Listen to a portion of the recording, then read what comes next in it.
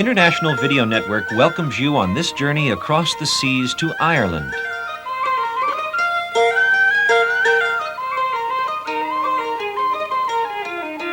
We'll find that Ireland is much more than ghosts and Guinness, shamrocks, leprechauns, and lace. Its 3.5 million people are some of the friendliest on earth.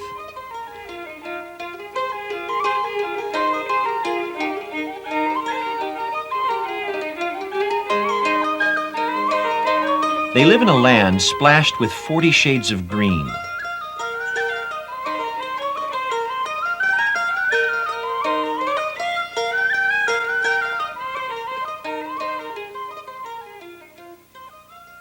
Located in Europe's northwest, Ireland is about the size of the U.S. state of Maine.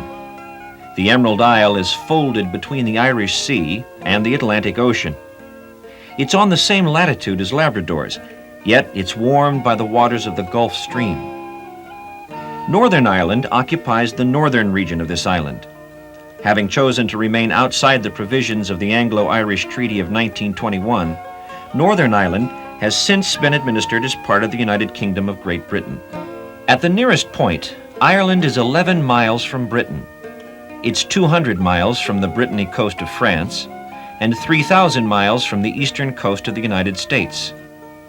From Dublin, on Ireland's east coast, to Galway on the western shore, it's 133 trifling miles. You can drive across Ireland in 4 hours, with a stop for lunch along the way. In 1841, Ireland had nearly 9 million people, mostly landless tenant farmers. Potatoes were the crop that fed the nation. The Great Potato Famine started with a crop failure in 1845, and from 1846 to 1851, more than 1 million Irish died of starvation. 700,000 emigrated to Britain, and 1 million more to North America. Emigration from Ireland continued for the next 100 years. Today, the population of 3.5 million is again increasing. When the Irish rain comes down from the River Liffey to Galway Bay, the Irish call it a soft day. The rain falls in a gray curtain, soaking the snow-white sheep that cluster under stone castle walls. When the wind blows the rain this way and that, the Irish say, "It's a desperate day." There's a lot of chatter about the weather. Our climate is not that good, but at the same time, we do get good weather from time to time. You see umbrellas blossom on Dublin's St. Stephen's Green. Plotted and planned in 1880 with flower gardens and an ornamental lake lively with waterfowl. In summer, there are concerts and exhibitions of Irish dances in the park. St. Stephen's Green was a gift to Dublin from the family Guinness, whose fortune was made with barley, hops, and yeast, and limestone water from St. James Well hard by the River Liffey.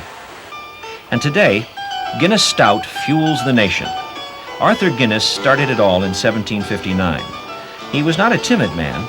His first land lease was for 9,000 years at 45 Irish pounds a year.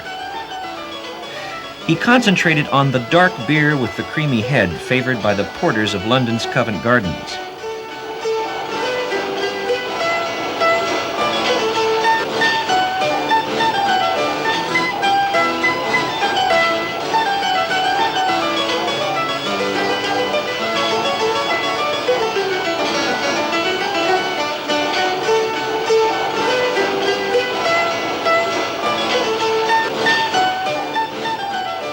And today, the brewery produces nearly 1 billion gallons of stout a year for worldwide distribution. Guinness's philanthropies also rebuilt Christ Church Cathedral. Christ Church was founded by Strongbow in 1173 on the site of a church built by the Danish king Sitrick. Strongbow's original crypt is still here. The legend is that St. Patrick baptized converts on this site of St. Patrick's Cathedral around the year 450 AD. A stone marks the spot where he struck the ground with his staff, and they say pure water gushed from the ground for the baptizing. The church is 300 feet long, the longest in Ireland. Oliver Cromwell used this church to stable his horses when he ordered the Catholics to hell or Connaught. Jonathan Swift, whose pen found the words to Gulliver's Travels, was once Dean of St. Patrick's. He is buried in the cathedral. His bust, grave, and epitaph are here. The nave, altar, and the stained glass windows are spectacular. The Irish turn out great talkers and great writers. Every Irishman is an elegant amateur of pen and conversation. A well-turned phrase is better than a well-turned collar in literary Dublin. The list of distinguished Irish writers is a long one, including 3 Nobel Prize winners. George Bernard Shaw, who said, "I like a bit of a mongrel myself, whether it's a man or a dog. They're the best for every day." William Butler Yeats was a man who fancied music. He wrote, "When I play on my fiddle in Dooney, folks dance like a wave of the sea." And wordy Dublin town celebrates Samuel Beckett, Jonathan Swift, Thomas Moore, Oscar Finnegan O'Flaherty Willis Wilde, Oliver St. John Gogarty, James Joyce, Brendan Behan, and a pantheon of elegant wordsmiths.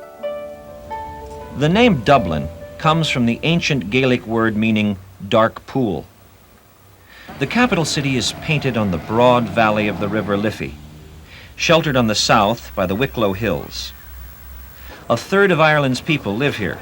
It's a city of wide streets and airy squares, of glorious 18th century homes and fine Georgian mansions. The city has a wide choice of accommodations, from guest houses to opulent hotels, such as the stately Shelbourne. The Shelbourne has been host to royalty from around the globe. Furnishings are 19th century period pieces, inlaid writing tables, gold-wreathed mirrors, and intricate chandeliers. Dublin's public buildings are splendid and sober. On Merrion Square you find Leinster House, seat of the Irish Parliament, as well as the National Library. And the National Gallery, one of Europe's most pleasant art collections, with more than 2,000 works on view, including a major collection of Irish painters: Frederick William, Paul Henry, William Leach, and Jack B. Yeats. George Bernard Shaw is up in stone at the entrance. He claims to have spent many of his school days playing hooky in the art-filled halls, and said that he owed his education to the National Gallery. Shaw bequeathed 1/3 of his estate to the gallery, and when his play Pygmalion was produced as the musical and film My Fair Lady, the gallery was enriched enough to purchase many major works of art. England boasts of Oxford and Cambridge, the United States of Harvard and Yale. The Sorbonne is the flower of France, and Ireland's educational pride is the noble Trinity College. The college is built on the site of an old friary, and although the buildings are secure, the cobblestones in the main quadrangle shift and must be relayed every 7 years. The Trinity College Library houses 1 million printed books, over 5,000 manuscripts and codices, which make it a world-famous resource for scholars.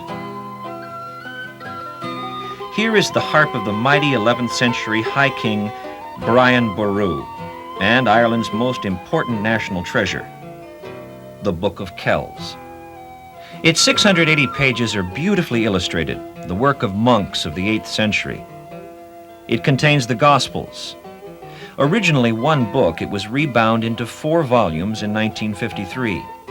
A page is turned each day to show the exceptional illustrations.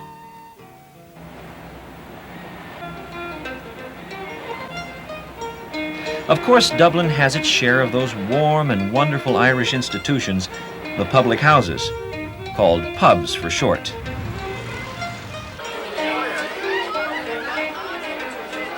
Well, it's a soft day, and the talk in the taverns is warm, witty, and wise. The highest compliment a publican can receive is, "He draws a good pint." Some can lay a shamrock of foam that will stay in your glass through the drink. Others can lay a foamy grin on top of your glass. It's called the smiling pint.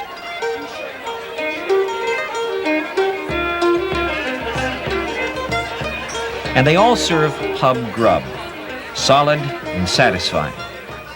Pubs offer a wide range of entertainment, from traditional Irish music to jazz. It's common in Ireland for customers to add to the entertainment. And meet my father and play to please him, the foggy Jew. But I played the blackbird, the stack of barley, Rodney's glow. Most are not at all shy about taking center stage. And the professionals can rock a room.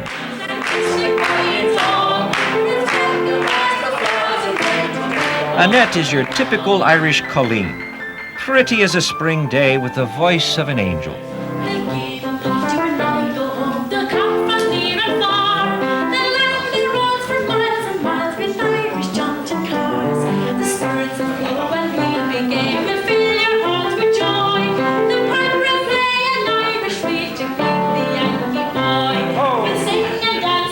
Pubs are open from 10 a.m. to 11:30 p.m. in summer, with an official holy hour closing from 2:30 to 3:30 in the afternoons. However, Old Irish law decreed that a traveler must have bed and board, whiskey for himself and oats for his horse at any hour. Dublin is alive with nightclubs and cabarets, with fiddles, spoons, pipes, and tin whistles, song fests, dance, and humor. The RTE Symphony Orchestra adds a serious musical note to the city.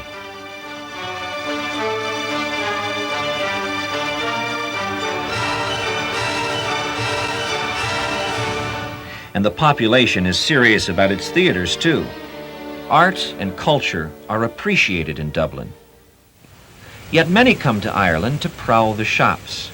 And Dublin is a shopper's town, full of designer boutiques and craft centers with fashions, crystal, china, linens, knitwear, woolens and tweeds, and all the special products made in the country, such as the fine Waterford soda glass and crystal. The process of this glass art is still displayed at the Waterford factory. The finest crystal from Ireland is made here at the Waterford Crystal Factory. The principal ingredients of sand, soda ash, limestone, and borax are melted together at very high temperatures in furnaces. The glassmaker then takes a narrow iron blowpipe and dips it into the molten glass. The glass then sticks to the pear-shaped end of the blowpipe. Lifting the pipe to the glassmaker's mouth, he blows the glass gently, which forms a bubble that is molded into the particular design. When the glass is shaped, it is then decorated with engraving wheels to capture the distinct beauty and design of each individual piece. The finished work speaks for itself. And Dublin is also a fine walking town. The slick shops are behind St. Stephen's Green on Kildare, Dawson, and Molworth Street. But if you walk across the River Liffey, it's a different Dublin. A little grimy, noisy, and full of life. The Liffey is a small river. The O'Connell Street Bridge is wider than it is long. The Ha'penny Bridge is a bow of ornamental ironwork, a walking bridge. It used to cost a halfpenny to cross, hence the name. Prices are better in this district. You see wonderful Irish faces, from babes in prams to men of great antiquity who've been there since James Joyce walked Dublin in the early 1900s with his novel Ulysses blooming in his head. They're as Irish as the shamrock. I think Ireland is special because the people here are very friendly and we're always very nice to foreigners, and we like to think that it's the nicest country here because everybody's the friendliest. Don't you, Bridget? Yeah, it's the best place to come to. Ask an Irishman for directions and he'll tell you with warmth and humor. Go around, you have to go around right back up there, down there and on all straight down. And take that turn where the garage, where Kelly's carpet. Down that road, down, and take the last turn to your right, and on straight down. That leads I need to turn around. You have to keep going. Go around this way. And he'll tell you. I'm able to show you now. And tell you. We've got a map. And tell you. Got a He might even go out of his way to take you there. Move up here. Move up here a bit. Move up. Hold on. The curious thing about the Irish is that none can claim to be racially pure. Irishmen, like Irish whiskey, run about 80 proof. First, it was the Celts who came and defeated the Firbolg, the Aboriginal Irish. Then came St. Patrick to save their souls. A Welshman who learned about Christianity in a French monastery and then came to Ireland in 32 AD. Then came the Vikings. Many of the Irish originally were Danes. The rest were Normans, French Normans led by Strongbow. In Dublin's Phoenix Park, you see an obelisk to the Duke of Wellington. Also in Phoenix Park is the American Embassy, a zoo, and on the green fields you see young, hopeful athletes playing the most popular game in the world, soccer. Gaelic football is Ireland's national pastime, and the Gaelic Athletic Association is one of the largest non-professional sports organizations in the world. Here in Dublin's Croke Park, the teams from Dublin and Meath have at it in front of crowds of up to 80,000 spectators.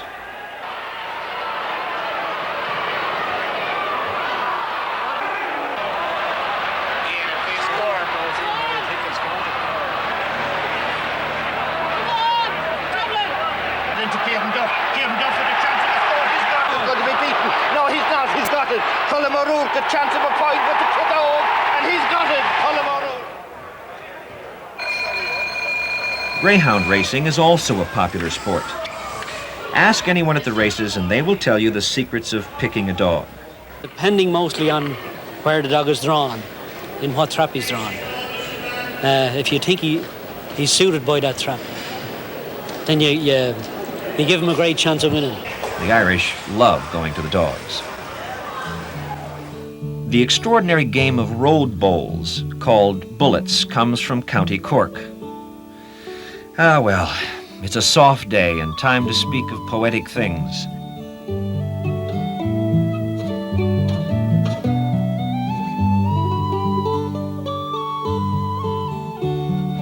Let's drink a toast to the Ireland of ghostly castles and fearless chieftains, of pepper pots and harps, of green hills and safe harbors, lakes and rivers and ruined grey abbeys.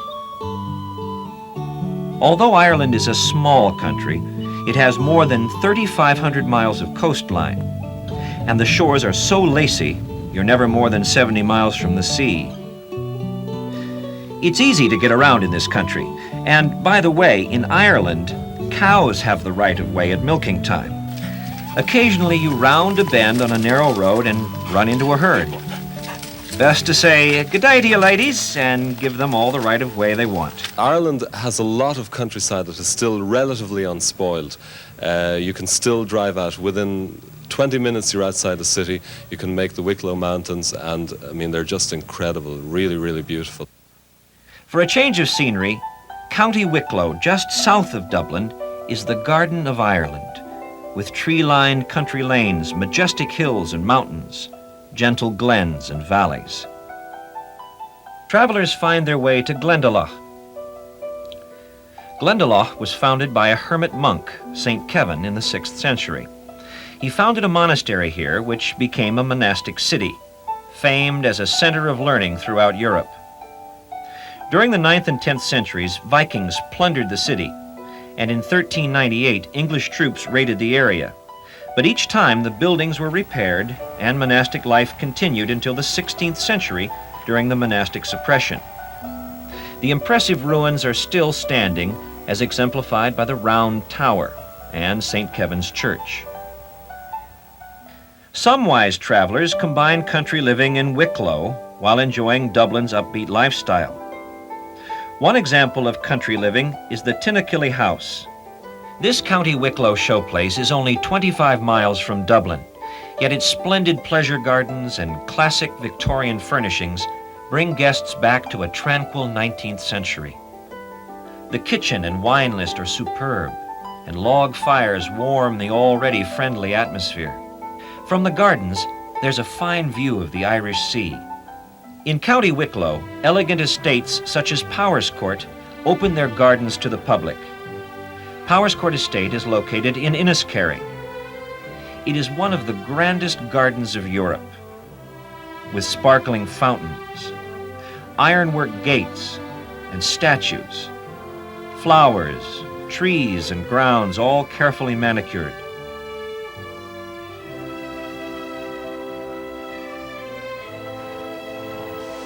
For a fine picnic place, visitors go to the Powerscourt Waterfall. At 400 feet, it's the highest in Ireland. Scratch an Irishman and you'll find a horse lover. County Kildare is horse country, with rolling hills and lush green pastures. The Curragh is a well-known racetrack and horse training area. The Irish Sweeps Derby is held here. If you want to know more about horses, Paddy Pendergast is your man. Paddy is a veteran horse trainer who can tell you all about racing and training in Ireland. Our tracks are completely different. We run both left and right-handed, and our tracks are very undulating, where yours are flat.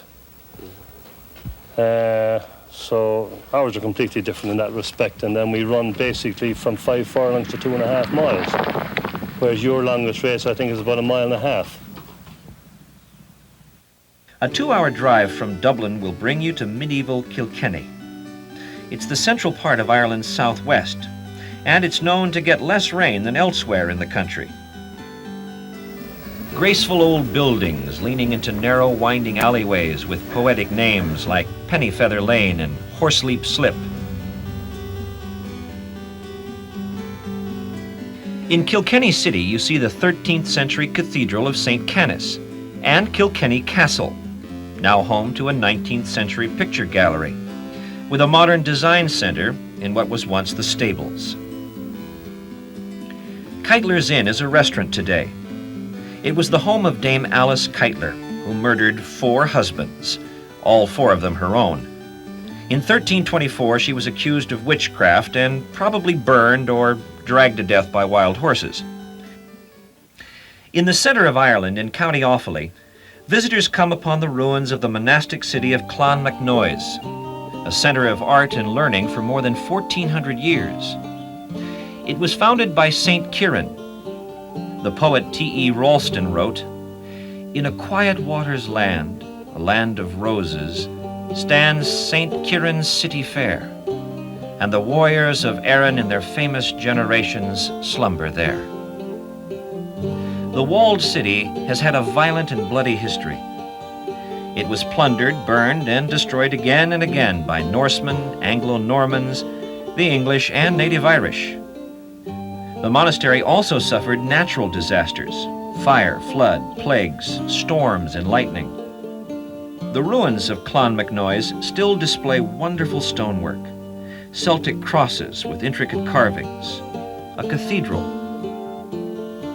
7 church buildings, 2 classic round towers, 3 high crosses, the remains of a castle and fortified wall, and more than 200 grave slabs with inscriptions from the 8th to the 12th centuries. Over the arch of the doorway of the cathedral are some carvings of St. Dominic, St. Patrick, and St. Francis. St. Finian's Church and McCarthy's Tower are 2 famous landmarks. Another is O'Rourke Tower, seen through the west door of the cathedral. In its flowering years, Clonmacnoise was the city of saints and scholars. From these monasteries, Irish monks brought Christianity back to a Europe plagued by invaders from the East and intellectually stumbling in the Dark Ages. There are legends that soil taken from St. Kieran's grave will provide protection against storms or tragedy at sea, and if scattered in the 4 corners of a field, will ensure bountiful crops. Spirited Cork is the largest county in Ireland. It's in the southwestern corner of the country, with Ireland's friendliest people. The city of Cork has a year-round program of festive events.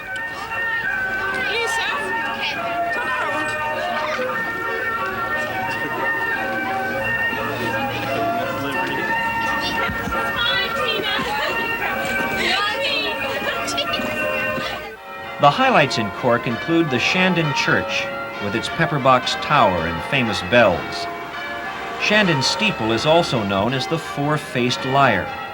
There's a clock face on each side of the tower, and the four all show a different time. None of them right, say the local people.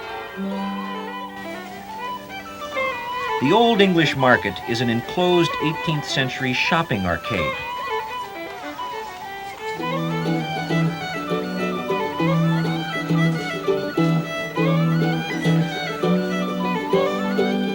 One of the landmarks in Cork is the statue of Father Matthew, him that was against the drink, they say. He was an advocate for accommodation between the Catholic Irish and the Protestant Irish. 10 miles from Cork city centre is the magical Fota Island and Fota Wildlife Park, a game reserve that was conceived as a compromise between a zoo and a safari park. There are many animals on the endangered list here.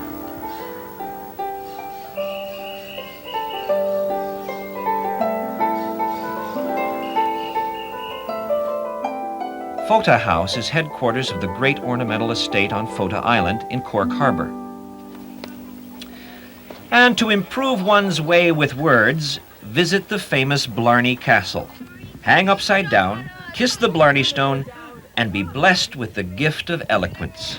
I know I just kissed that Blarney Stone there, and it's supposed to make me feel elegant. Eloquent. Oh, eloquent. The word Blarney has an interesting origin.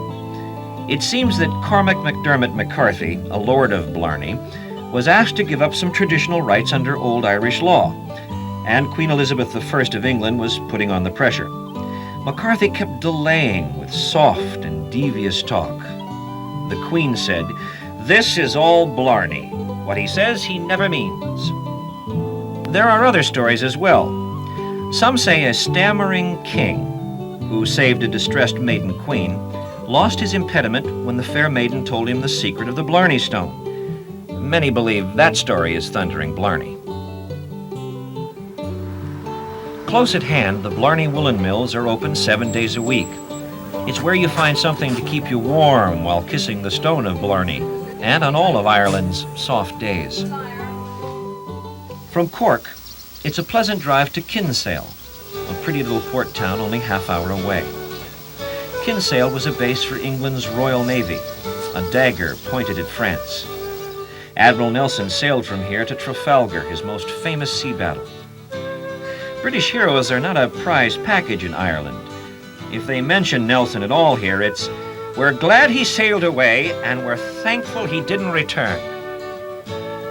The word is getting around that Kinsale is a lovely town. Houses that once quartered Nelson's officers are in great demand. There are small harborside cafes serving excellent gifts from the sea. The Spaniard is a good place for morning coffee and people watching. Sailboats bob and anchor in the port, and one may meet French yachtsmen from Brittany who cruise over on holiday. There were some sad notes in the musical history of Kinsale. The village has seen its share of battles, and it was here, off the old head of Kinsale, that the Lusitania was torpedoed by a German U-boat in 1915, triggering America's entry into World War I. Kinsale is tranquil now. In summer, when the sunlight turns the bay to instant diamonds, it's a wonderful place. A popular walk is on the roads circling Compass Hill, with excellent views of the town. One can stroll through the fisherman's quarter of Skilly, with quaint cottages, and along to Fort Charles, open to the public year-round. Charles Fort is on the southernmost point of Ireland. The Duke of Marlborough once poured cannonballs on it for 13 days. The town of Bantry, washed by the waters of Bantry Bay, is one of the cheeriest towns in County Cork. There's always a festival of some kind going on.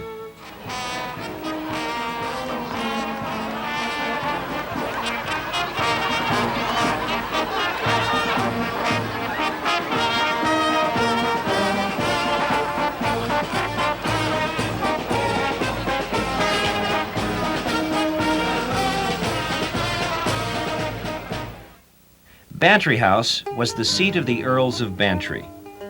The mansion is a showcase of fine furnishings and objects of art.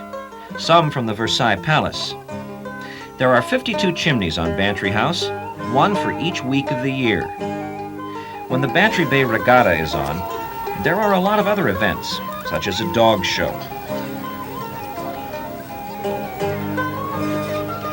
The pedigreed animals are coiffed and groomed, often haughty.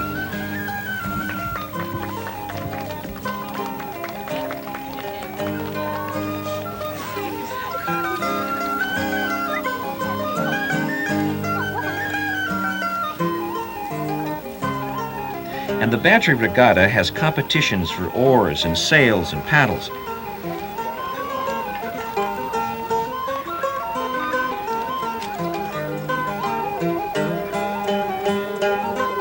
And swimmers braving the chilled waters.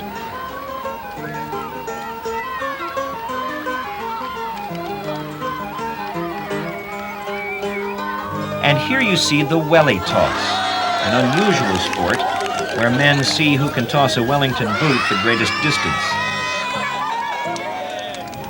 Near Bantry from Glengariff, you take a cruise around the harbor and over to Garnish Island.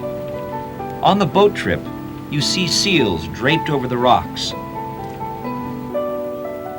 Garnish Island is famed for its Italian gardens.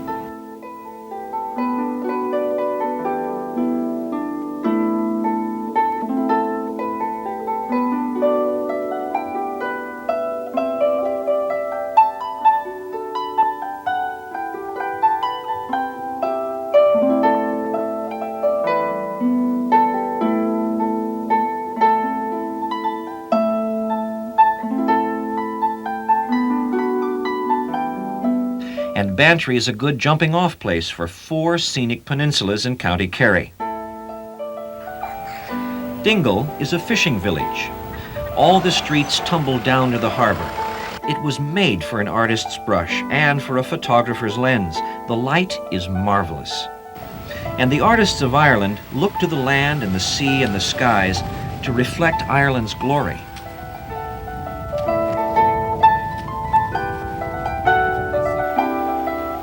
Doyle's and the Half Door are the popular seafood restaurants. The peninsula is a stronghold of Irish language, lore, and culture. You can drive around the Dingle Peninsula or do the Ring of Kerry, a 100-mile route around the Iveragh Peninsula. You begin and end in Killarney, and along the way you see rugged mountains, serpentine valleys, and seascapes.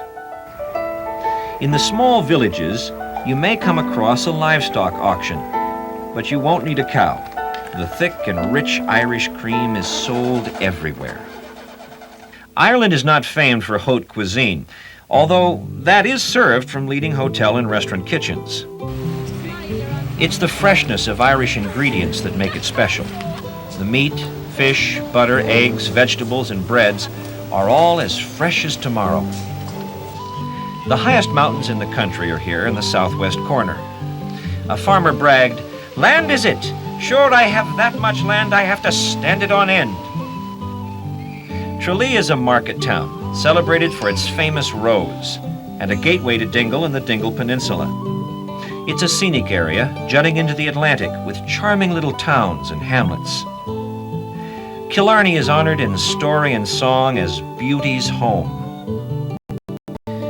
Drive to Lady's View, high on a hill, for a panoramic look at all 3 of Killarney's fabled lakes. One can tour the Muckross estate by horse-drawn carriage. Your carriage master will tell you all about the history of this great estate. That's the oldest tree in the park, 1,500 years. It's an old pine tree. The Elizabethan-style mansion dates from 1843. Its collections of antiques and art are on public view, and the lawns, flower beds, and shrubberies provide quiet places to stroll. The interior is warmly elegant. The Midwest of Ireland is County Clare, where there are more than 450 castles. Some guides say more than 900. The bustling Shannon Airport greets visitors from around the world. Aer Lingus is the country's international carrier. Their domestic flights serve the entire nation, And you see their green and white planes on the runways of Shannon Airport, Ireland's international gateway. It takes its name from the River Shannon, the longest in Ireland.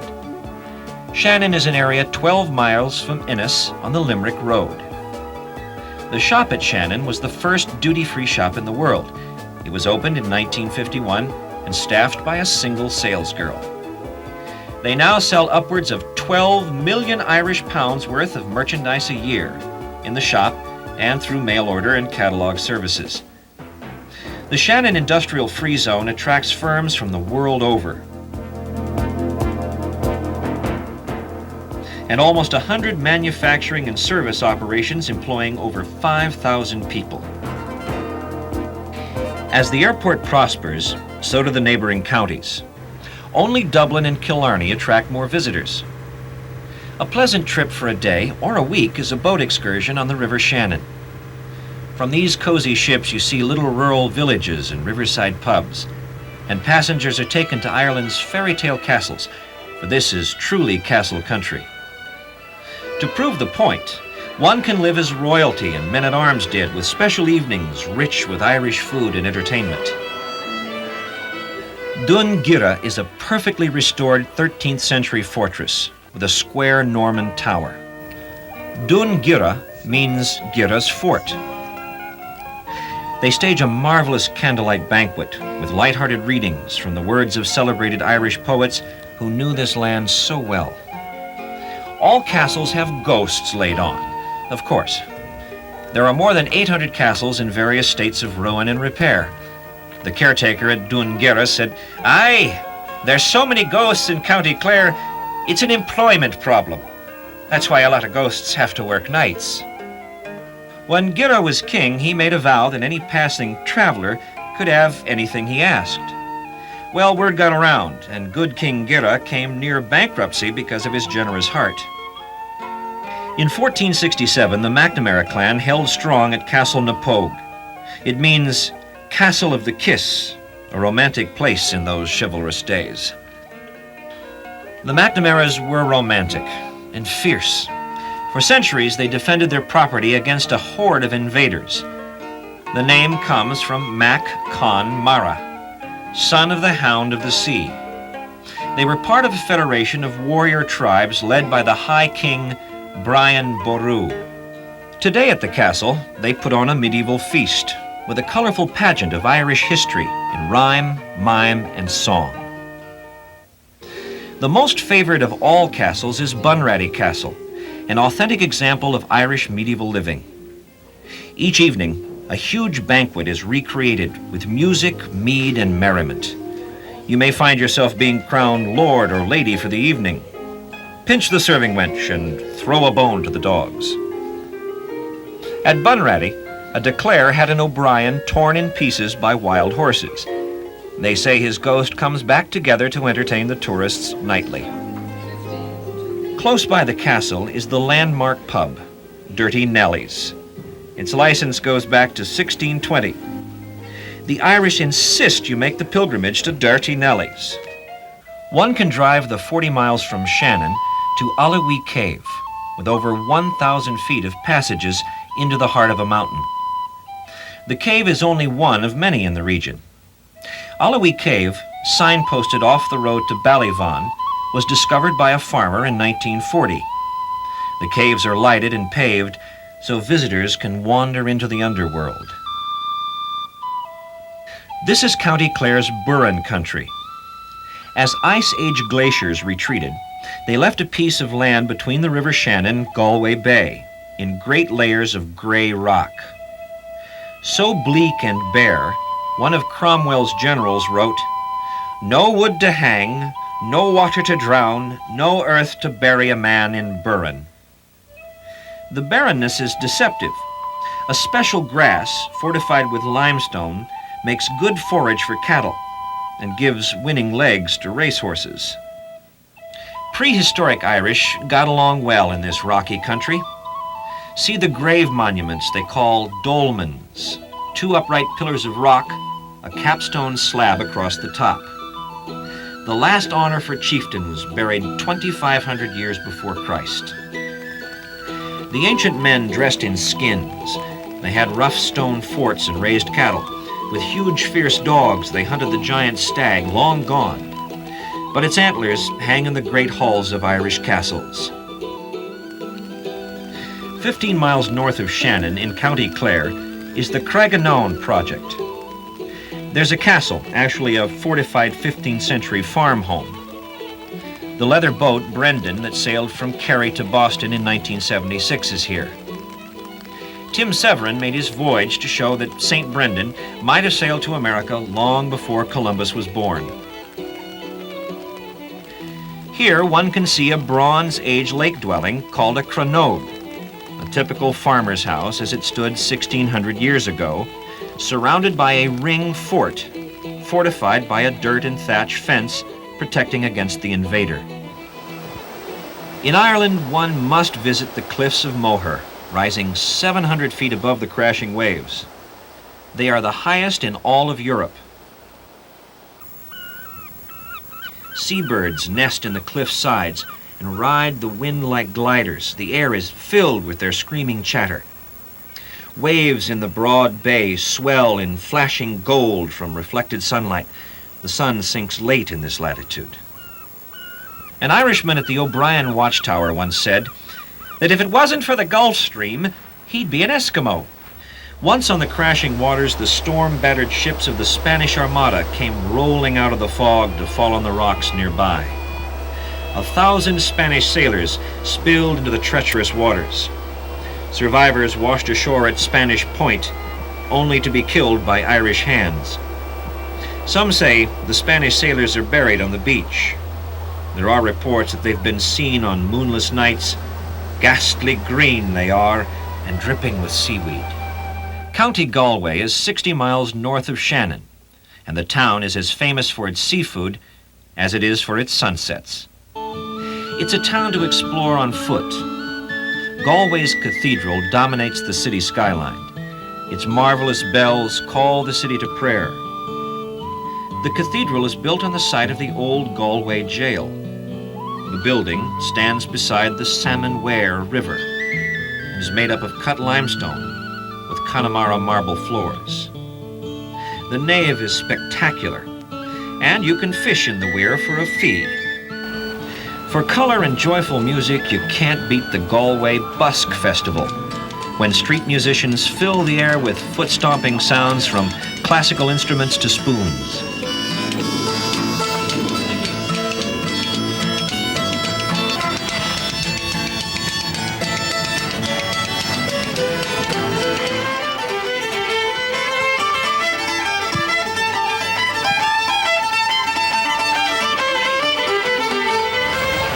Welcome to Galway's third International Busking Festival, which is organised by Junior Chamber Galway in association with Guinness.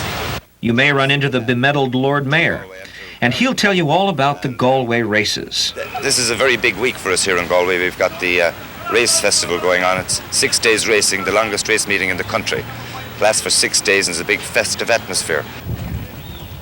Galway attracts horse lovers from around the country for this annual event of week-long races. The Irish love to gamble, betting over 90 million Irish pounds a year on the horses. Placing a bet with a bookie or bookmaster at the track is the most colorful way of betting. Or at the tote, the government operation, which is safer and less expensive, but not quite in the Irish spirit of things. Between races, enjoy a drink at the longest bar in Europe. It may well be the busiest as well. Michael, they are taking you away, for you stole rebellion's scorn, so the young might see the morn. Now your ship lies waiting in the bay. Galway is the principal city of Connacht and the gateway to Connemara, where traditional Irish language and customs are preserved. All over Ireland, signposts are in Gaelic and English. But in Connemara, the roads are posted only in Gaelic. Galway County claims the best salmon in the world. There are 3 lovely lakes here, rich in salmon. On Lake Corrib, they say, salmon and trout will jump in your boat to get at the bait. Kylemore Abbey, another of Ireland's stately houses, is now a convent for Benedictine nuns. The seaside resort town of Salt Hill, a little further west along the coast, has all the amenities Ireland's guests could wish for, including a fun center for all ages.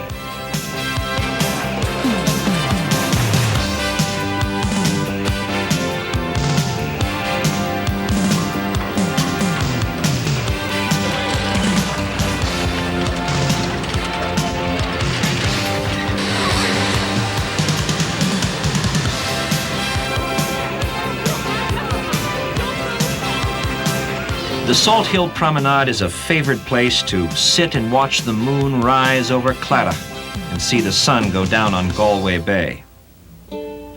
Galway is the port for the Aran Islands, Inishmore, Inishmaan, and Inisheer. There is daily boat service and scheduled flights.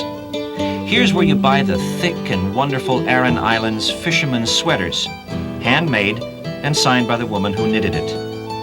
Each family has its own special design. That's so that when a fisherman drowns and is washed ashore, they know where to send the body. County Mayo, north of Galway, is part of Connacht, Ireland's western region. Ashford Castle is the place to stay. The classic motion picture The Quiet Man with John Wayne and Maureen O'Hara was filmed here. Lake Corrib protects it on one side. A rushing salmon river makes a moat on the other. There's a resident ghost, of course, a Captain Fox, who lived in olden times and stole away and had his way with 9 fair maidens. The 10th maiden was strong as an ox. She pushed the captain off a cliff, and that was the end of the fox. And good riddance to him, she said. Now he walks the hall at night, groaning and clanking, as ghosts will do. Accommodations unique to Ireland are traditional thatch-roofed Irish cottages, built to modern standards.